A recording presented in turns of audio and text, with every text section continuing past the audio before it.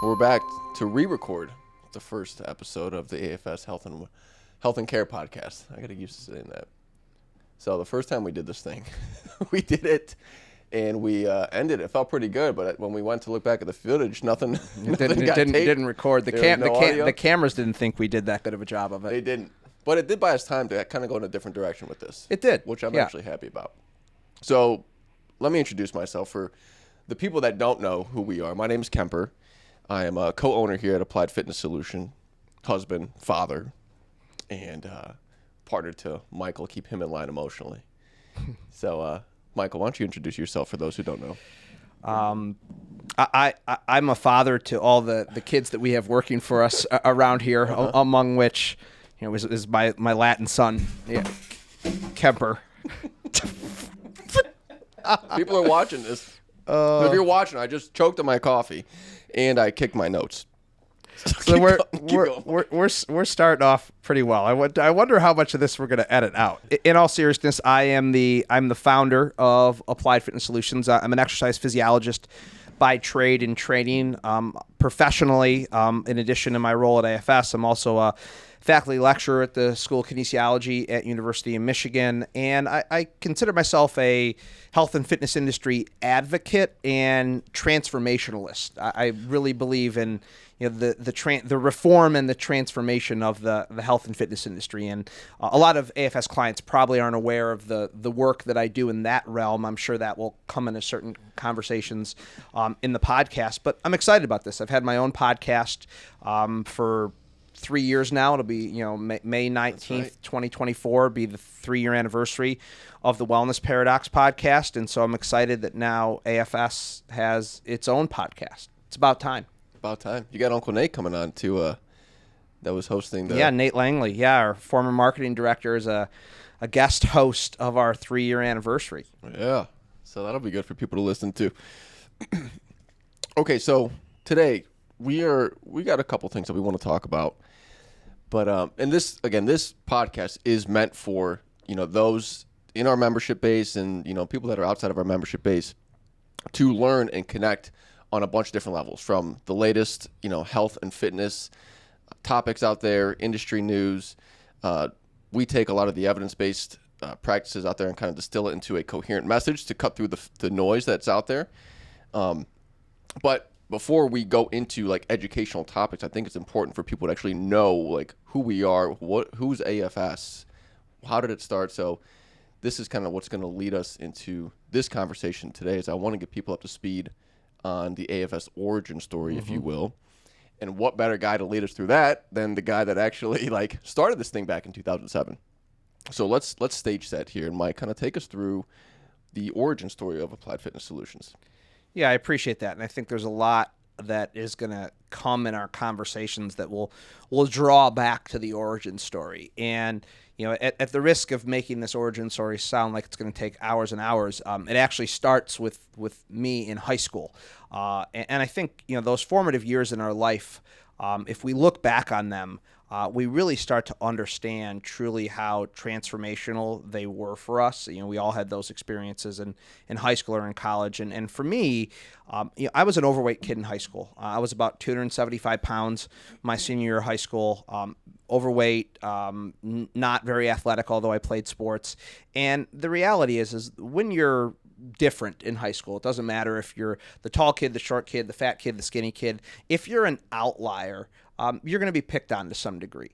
And, for me, that I was picked on for my weight in high school. My nickname was Fat Stack. My last name is Stack. My nickname was Fat Stack, which, I can look at now and actually be grateful for that because of the transformation that took place in my life because of it. But needless to say, for anyone that's experienced that feeling of kind of being the outlier, high school wasn't the most socially safe space for me. It just wasn't. And I had a great relationship with my parents. My mom and my dad are absolutely amazing, but you're 13 years old. You don't care about your relationship with your parents. You care about your relationship with your peers. And that wasn't a great relationship for me. And, when I started high school, I also thought I was going to play in the NBA, which, for everyone that's listening, I'm 5'8", I was 5'8" in 8th grade. I'm 5'8" now. So, shockingly, I'm not playing in the NBA. But I told my mom that, I wanted to start lifting weights because I needed to be able to dunk a basketball. Turns out that me lifting weights didn't bring me any closer to dunking a basketball. No. But what it did for me was something more than what I could have ever imagined. Real quick, I bet you Nancy was all in on you achieving that goal. She was. She drove me around to all the gyms in the Wayne County area. She thought it was possible. She did think it was possible. She still probably thinks it was possible. She drove me around to all the gyms. And this is, circa 1993. This is not like today where, Planet Fitness gives all the high school kids in America a free gym membership for the summer. Like back in 1993, believe it or not, you almost exclusively at every place you went had to be over the age of 18 to work out there, which is really interesting. It shows you kind of how far parts of our industry have came. And so my mom and I went all over the place, and we finally found this little YMCA gym in Westland, Michigan. For those of you that are AFS clients, this gym, when I call it a gym, was probably no bigger than half of the Strength Solution room here in Ann Arbor, 1,500 square feet, resembled kind of a cross between like a bad 1980s health club and like a hotel or motel gym. Wow. Right? So needless to say, the equipment wasn't world class, but the interesting part of the story happens at the beginning. My mom and I walk in there, and she said, "This is my son. He'd like to work out here. He's 13." And the lady said, "Yeah, he can work out here, but he has to be supervised by somebody over the age of 18. And, we were a blue-collar household. My dad worked for Ford. My mom worked for an automotive supplier. They weren't exercise people in the first place, and they weren't going to spend, hours after school, in the gym with me anyway. They just didn't work. And so we're getting ready to leave, and this is a moment I vividly remember, and will remember it until the day I die. This like larger-than-life Filipino dude walked out from behind the front desk. I have no idea how big this guy really was, but like in that moment, he looked like the biggest human being I'd ever seen. Like he was like Mr. Universe, Mr. Olympia, like all rolled into one. He starts talking to me and talking to my mom, and he says to my mom, "Well, ma'am, if you're good with it, I'd be fine supervising your son, in the gym." And my mom, in like super uncharacteristic fashion for my very overprotective mother, still to this day, agrees. And so this guy whose name is Al, that's all I know about this guy to this very day. Did he work there, or was he just a member? He worked there, but like on a very like part-time basis. I mean, apparently back in 1993, the YMCA didn't have, at least that one didn't have, really, really well-defined job descriptions and things like that. And he agrees to mentor me, and he gives me access to this environment. And the easiest way for me to describe it is, it was the first place that I felt like I could be Mike socially. I said my nickname in high school was Fat Stack. That's what I felt like I was there, but that wasn't me. That little gym was the first place I felt like I could actually be Mike. I felt safe. I felt accepted. I felt like I could be myself. I was finding, part of my identity there. And so what that environment did for me was not only change my physical health, it certainly did that, but it changed my mental and my emotional health. And, I shudder to think how different my life would be if that guy, Al, wasn't there on that day at that time to tell my mom that he would mentor me and give me access to that environment. Mm-hmm. And, I'd say that whole story to say that, upon years of self-reflection, that's what gets me to start AFS in 2007. I worked in the fitness industry since I was 18 years old. I started working for Bally Total Fitness, right out of high school.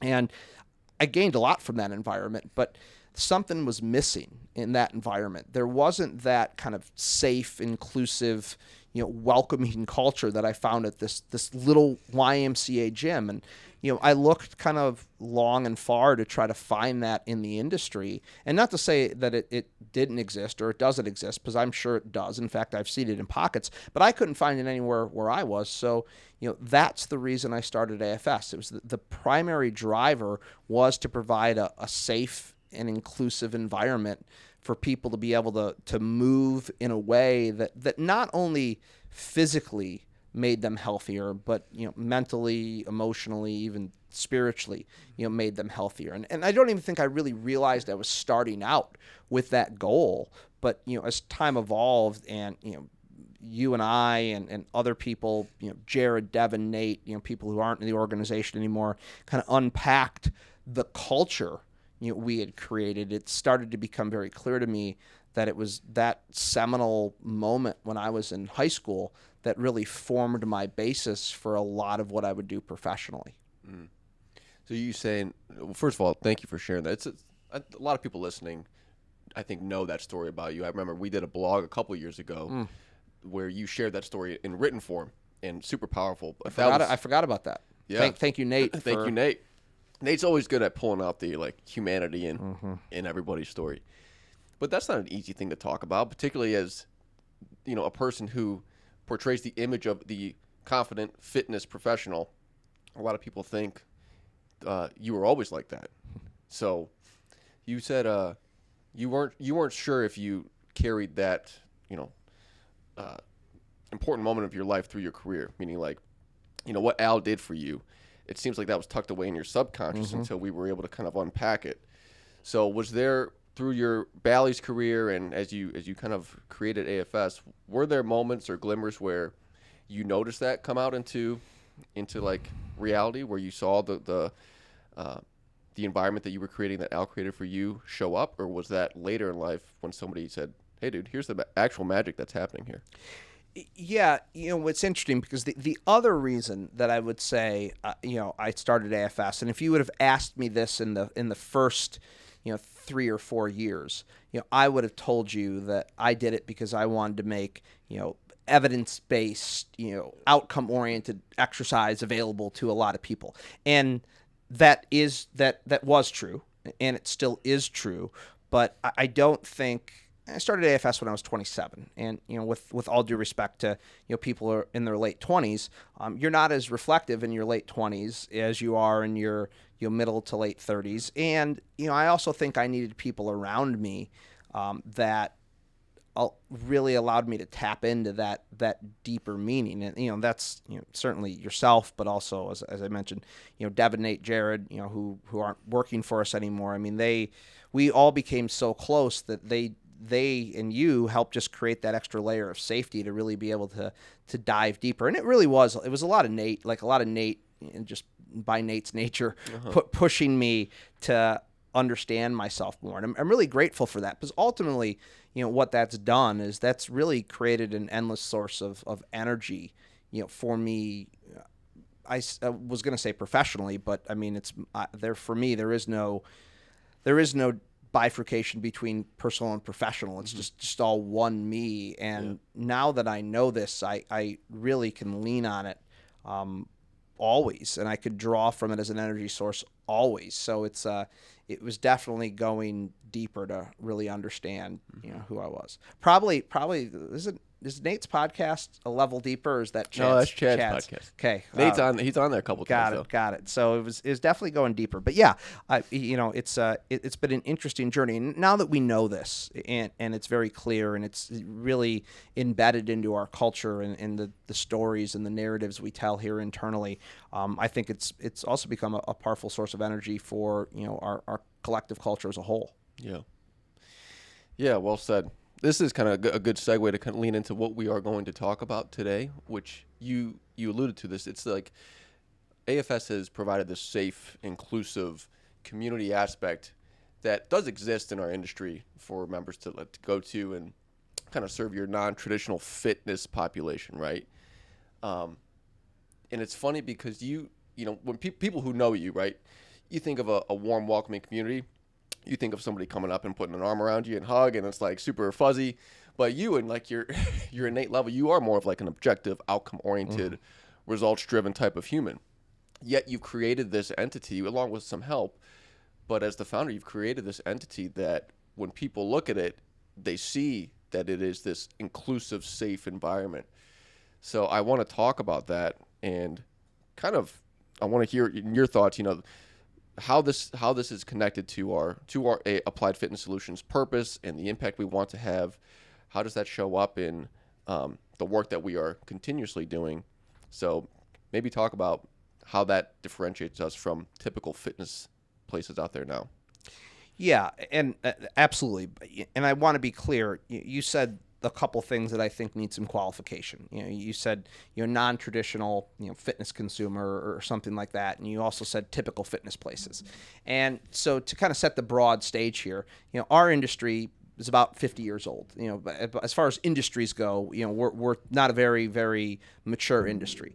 For that 50 years, we've served about the same 15 to 20% of the American population, which is pretty consistent with what you see, being the current adherence to the CDC's guidelines for muscle strengthening and aerobic activity. So we're not doing a great job as an industry of serving the vast majority of the population. I do believe there are some places that are doing it. I do not believe we're the only place. So I think the important qualifications are, one, when we talk about like the traditional fitness consumer, we talk about the people that are avid gym goers, fitness enthusiasts in that 15 to 20% of the population.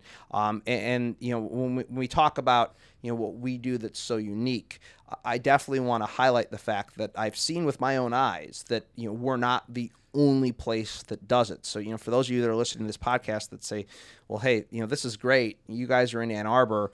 I'm in, Spokane, Washington. What am I supposed to do? I think these communities, do exist. So, with all that qualification, how does that manifest itself, in what we do here? Where do you start? I think our values, I think, are a place that we always draw back to as our foundation, and our values are impact. So we're always striving to make an impact in everything we do. There's humanity as a value. There's wholeheartedness as a value, and there's growth as a value. And one of the things we lean into is we hire based upon those values. I'm a very, as to your point, I'm a very evidence-based, outcome-oriented person, but you could teach people how to apply the evidence and produce the outcomes. What you can't teach is, and you don't want to teach it, is how somebody is wired and how they're aligned with those values. So, our values are a way that this manifests itself. I think our purpose, our purpose as an organization is radically transforming the global practice of medicine, leading with health and care. And from my perspective, and I'm biased as an exercise physiologist, but on a minute-by-minute basis, there's nothing more powerful you can do for your health than to move. I mean, think about it. The World Health Organization, the CDC, say, if you are physically active for 150 minutes per week at a moderate to vigorous intensity, that confers significant health benefits. There's nothing that you can do for 150 minutes per week other than exercise that would confer that health benefit. Just imagine if you only ate healthy for 150 minutes a week, or if you only slept well for 150 minutes a week. So I think that is where it starts. It starts with the very DNA of our organization, and then with a bunch of tactics and tools that we use to really embed that into our culture developmentally, not just for the senior leadership, but for a frontline team that, for the most part, are kids that are right out of college in a lot of cases. So that is it on its highest and kind of most like abstracted level. I mean, we could dive deeper and deeper and deeper, but I don't want to turn this into the 6-hour Rogan podcast for our first episode. So 6 hour. Yeah, I think the other thing too, you mentioned the people that we bring in terms of like our employees, and I'm saying that for those watching in quotes. I think the people that we have stewarding the experience and the outcomes that our members are looking to have is foundational. And it starts with them, and we even to build off of our values, just the language we use here is very important. Like, we call our team members, our employees team members. We call our clients members. We use movement more than we use exercise in a lot of cases, and that is to actually like really stage out what it feels like when you're here, and be very intentional with language, because that does carry a lot of weight. Well, and one of the things that I often like to point out, and I don't even know if our members realize this because they may not look that close, but everyone's name tag says the same thing on it. It says agent of change. Yeah. It doesn't say personal trainer. It doesn't say fitness coach. My name tag says agent of change. Your name tag says agent of change. As we're not wearing them right now. Yeah. Well, yeah. I mean, that's their subtitles on a podcast. Right. But I also I love that because I think, one, and that's from our vision, from our vision statement is, we are more than fitness, we are agents of change. And I think that's truly, if you go back to that, foundational story for me, Al was an agent of change for me. He didn't realize it. And, an agent of change to me is so much more than somebody who just helps you lose 5 pounds or helps you, get stronger or fix your aching shoulder. There's someone that can help change you on a much deeper level. And so I love that that's in part how we view our team, but I also love the fact that, you and I and, the person that just started an internship here, we all have the same thing on our name tag because, fundamentally, we are all here to help be change agents for our membership and for the world. Yeah. And we had a slogan, more than, that we still used it. I think, again, Nate, this is a Nate creation, but it does connote more like a gym or fitness is more than the physical health benefits that come with it. A lot of times people come here more so for the community and the shared experience, like the social and emotional health that come along with it. And that, there are pockets of gyms and fitness spaces that really nail that, but there's also a lot of pockets where that maybe isn't so present, and it is more of like an intimidating setting. I think it's important is when we had these team members that we're bringing on, while, like you said, we can teach the hard skills around, getting people to a certain health outcome, but the thing that is also happening is like these emotional and social relationships that are existing that are impacting health. And I think it was last summer where loneliness was declared as an epidemic. Yeah, and I mean, if you're into podcasts, you've certainly heard our Surgeon General, who declared it as an epidemic. I mean, he has been on a podcast tour of America to talk about the epidemic of loneliness. And I mean, if you look at the detrimental health effects of loneliness, it's right up there with all the other, significant risk factors that exist for, lack of physical activity, lack of healthy eating, lack of sleep. I mean, there's research that suggests that, the lonelier you are, the sooner you will die. And I know that sounds like a morbid perspective, but I mean, there's a lot of data behind this. Yeah. I would imagine with the post-COVID world with remote work and isolation, just the general fear of interacting with people is still there. I would imagine that's fueling a lot of this problem. Yeah, without a doubt. And it's interesting because, I think that AFS survived as a community, during COVID just for that reason. Like we are a community, and our community lifted us up. They supported us. They came back, as they started to feel more comfortable. So I think, there is this acknowledgement that, the communal aspect to what we do is so important. And again, if you would have said that to me in 2007, 2008, I would have said, no, it's because we have great evidence-based programs, and it's because, we can do X, Y, and Z for people. And while that is true, I think that is also table stakes. Like, yeah, those things you're supposed to be able to do, right? And, even when we talk about safety, like, it's not physical safety. Like, that's table stakes again. Like, don't hurt the people that are in your care, but do no harm from the Hippocratic Oath. But it's more that this emotional and psychological safety. And I think that drives a lot of the communal aspect here, not just between our members, but between our team and our members. There was it was a little quote I scrolled through on Instagram. It said, I don't know who put it up, but it stated, building muscle is preventative health. I just thought it was cute, but it's true. I mean, like extrapolate that to just physical activity and health, not just physical health, but you're doing it most likely around other people, and or even by yourself, there's the emotional and mental health aspects that come with that. So in a way, what we do is very much, healthcare. Without a doubt, holistic, healthcare. So on that note, and to kind of bring this to present day, we're here having a conversation on the first episode of what we're calling the Health and Care podcast, and this was something that you came up with the name on, and we've talked about it on a high level, and I liked it. Why did you settle on this for the name? I knew you would like it, so I felt like it made sense. I don't know if that's true because there's a lot of stuff you do that I don't like. I know. No, I mean, when I think of when you said our purpose earlier, and health care is something that we are trying to influence. And when you separate those two words, they are synergistic, but they do have two different meanings. And I think a lot of times when people think of healthcare, they think of like current state healthcare, where you go into the hospital because you got a problem and you got to fix an injury or you got to get on a medication. It's more like our population is kind of in like crisis care, fixing a problem. When really, when you think of health on all the fronts that we just talked about, that's kind of what we're talking about here. We're talking about physical health change. We're talking about mental, emotional, spiritual health change. That can exist when you don't have a crisis that you need to fix. So that's one of the things that we're talking about here.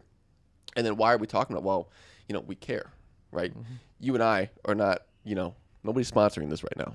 So maybe although we're open to taking on sponsors. If anyone out there would like to sponsor this. Yeah, but we're talking about stuff that's meaningful to us, that we're passionate about, because we want to, we want to fuel that transformationalist that you identified as. Well, it's funny you say that, like about passion, and kind of half joking that no one's sponsoring this, but I've always said this about our industry broadly, even though it might be misguided at times, is that people who get into this industry are incredibly passionate, caring people. Again, sometimes it's misguided or ill-informed, but when I teach at U of M, one of the classes I've taught is AES 100. It's Applied Exercise Science 100. It's the introductory class to the program. And I often start the semester out by saying to my students, who's looking to be a millionaire? And, a couple people raise their hand, and I say, okay, you can stand up, you can go out that door, you can walk down the road. Ross Business School is down there, because, people, don't get into this, to make money. You need a certain amount of money to live. And, that's obviously, an important thing to consider, but, we do what we do, not because it's a job, but because it's a calling, it's a passion. In fact, if anything, I think we do what we do, and I think this is one of the reasons that we connect so well, decidedly because we don't view this as a job. Like I've often said, like if I start to feel like I have a job, then I know I need to do something else, right? And so, it's just like I get to wake up every day, and you get to wake up every day, and we get to enjoy what we're doing, and it's we're working, but it's not work. Yes. Yeah, if somebody asked me, hey, if you won the lottery and could retire, what would you do? I would say what I did yesterday. Yeah, right. Yeah, absolutely. So that's a little behind, a little emotion behind the name of the podcast. Yeah. So I'm gonna kick it back to you, Mike. We talked about safe, inclusive environment in a gym or a fitness space. If we can distill that down to a handful of like core pillars for people to take away, maybe we talk to the person that's looking to join a fitness space or family or whatever. What are some things they should look at or consider before moving forward?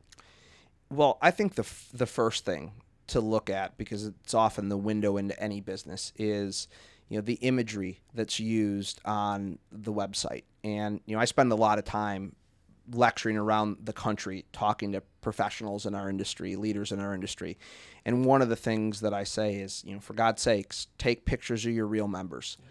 Don't use stock imagery, because stock imagery in our industry is disproportionately young, disproportionately white, and disproportionately fit.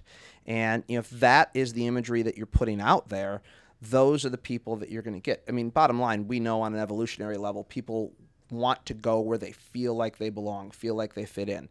And, if you just Google, exercise in gym right now, and you threw that up on your website as the imagery, those are the only people that you're going to be attracting. So I think that's the first thing to look at. That's one thing that I've always admired about us at AFS, and not because in many cases I've mandated it, because just our culture and our values dictate that we always take the time and spend the money to do the photo shoot, and it's our real members and it's our real staff on the website. So I think that's a critical starting point. And you could also extrapolate that to any other advertising that, Health and Fitness Club does, any of the social media that they have out there. Is it real people that look like you? Because if it's not, then you're probably not going to feel comfortable in that kind of environment. And broadly speaking, our industry does not do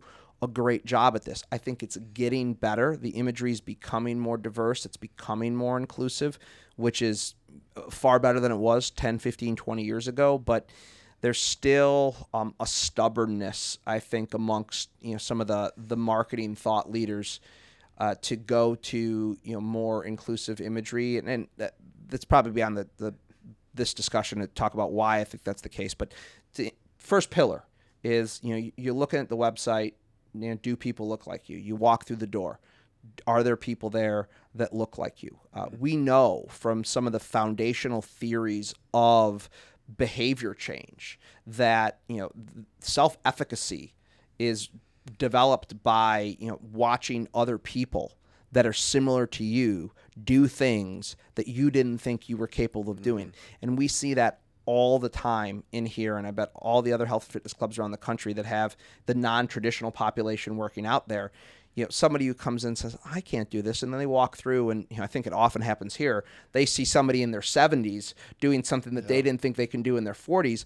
All of a sudden, that kind of amplifies self-efficacy. So this does has its roots in some of the foundations of behavior change. Yes, that happens all the time. So for those that don't know, I greet and meet all the new members that come in, and oftentimes, a lot of the first question is, hey, do you work with people like me? Or are there people that are like me, age, orthopedic issue, that come here? And then when we do our walkthrough, they're pleasantly surprised. And I can confidently say, oh, my gosh, absolutely. And then when they walk through, they see those people doing things that they are wanting to do. And it reinforces the belief that they can do this. Yeah. So I think, that's pillar number one. I would say pillar number two is having support that is coach-like in nature. And this is going to look very different in different environments. Here, at AFS, we have an onboarding system called the My90 that embeds this coaching element into it. Other places have similar things. Sometimes you work with a wellness coach or a fitness coach who stewards you through the coaching process. But ultimately, for most people, integrating in physical activity and exercise as a health behavior is a really significant change. And you need professionals who understand how to coach you through that process of change. And when I say the word coach, I think it connotes this high school gym teacher with a whistle and a stopwatch, and that's not what I mean. A coach is someone that collaboratively walks alongside you. The coach has expertise, but they're not an expert in the sense that they have expertise in their area of domain, in their domain. Physical activity, nutrition, health education, so on.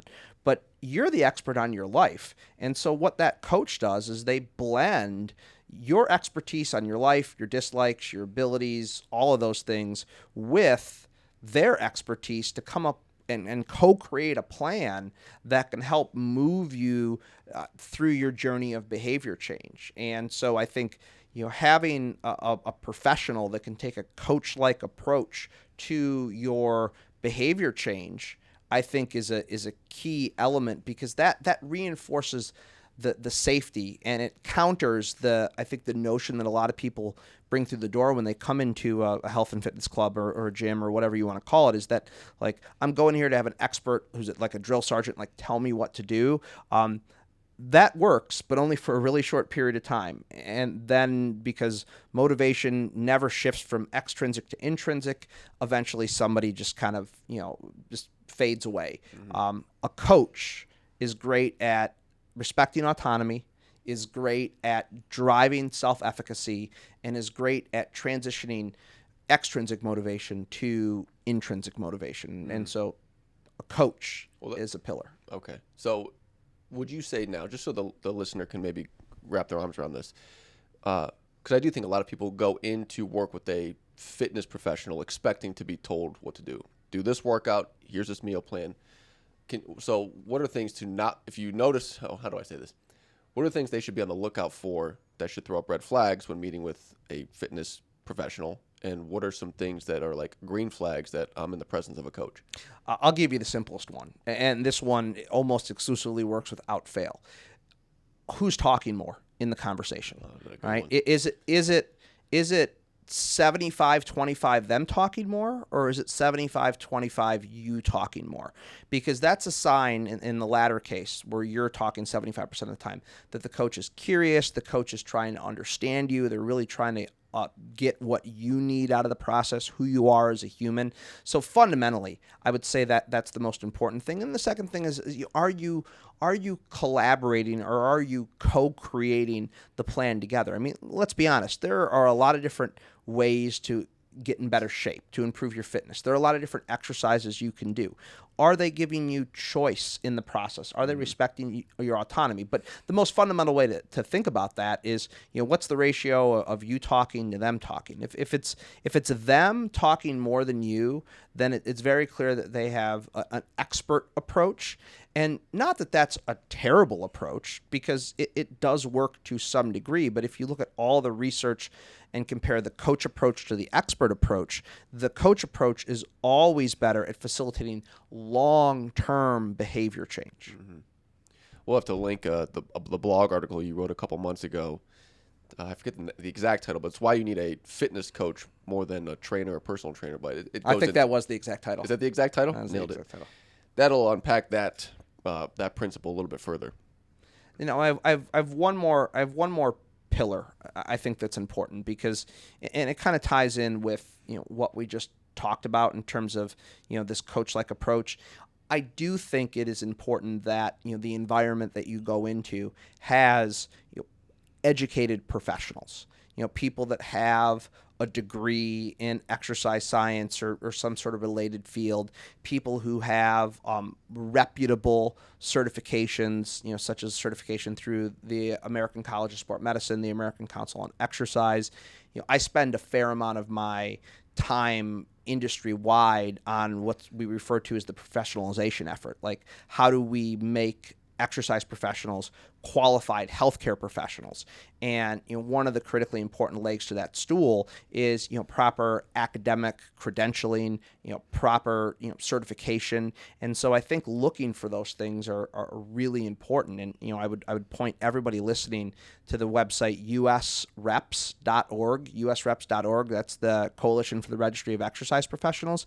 It's a database of highly credentialed exercise professionals that at least have the baseline knowledge to ensure that you are taken care of well on your journey. So there's certainly a lot of pillars that we can get into, but I think it's the imagery is a quick and easy one right off the bat. Making sure that your professionals are taking a coach-based approach, and then kind of finally are they proper academic credentialed at the end of the day. Awesome.